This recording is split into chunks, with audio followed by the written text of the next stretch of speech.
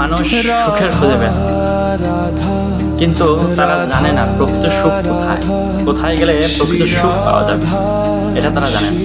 এ সম্পর্কে একটা কাহিনী, যে একবার 4 বন্ধু ঠিক করলো তারা সুখী হবে, সুখী থাকবে। এর জন্য তারা কি করলো, তারা টাকা পয়সা জমিয়ে অনেক টাকা পয়সা জোগাড় করে তারা ঘুরতে গেল কোথায়, আমেরিকা।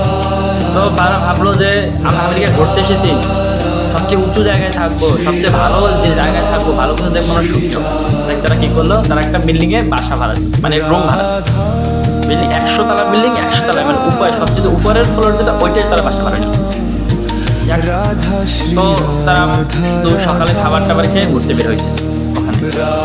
তো যখন তারা বাসায় ফিরে আসলো, তখন যেটা আমেরিকায় কখনো না হয় সেটা তখন হলো, কি হলো, লোডশেডিং, কারেন্ট চলে গেল।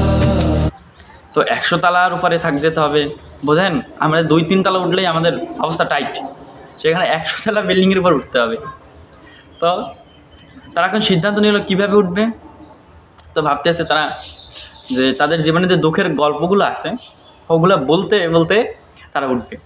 তা প্রথমে একজন শুরু করলো, তার একটা গল্প বললো, আমার জীবনে এই হয়েছে, এই এত দুঃখ, মানে শুনতে শুনতে সবাই আবেগে একেবারে আপ্লুত হয়ে গেছে। তো একজন শেষ করতে করতে করতে 20 তলা পর্যন্ত উঠলো, 25 তলা পর্যন্ত উঠলো। ওঠার পরে যখন তারপরে আরেকজনে শুরু করলো তার দুঃখের কাহিনী বলতে। তার দুঃখের কাহিনী শুনতে শুনতে মানে বাকি 3 বন্ধু একেবারে মানে প্রায় কাঁদো অবস্থা, কিন্তু এত কষ্টে, তাই বলো সত্যি তুই খুব কষ্টে আছিস রে, হ্যাঁ। তো ঠিক আছে, এরকম করে 60 তলা পর্যন্ত প্রায় উঠে গেল। তারপরে তৃতীয় বন্ধু শুরু করলো তাদের গল্প বলা। তো বলতেছে যে আমার গল্প এত কষ্টের, তো শুনলে থাকতে পারবি না। তখন বললো কী গল্প বল। তা বলতেছে এত করুণ কথা বললো যে 3 বন্ধু প্রায় কেঁদেই দিল।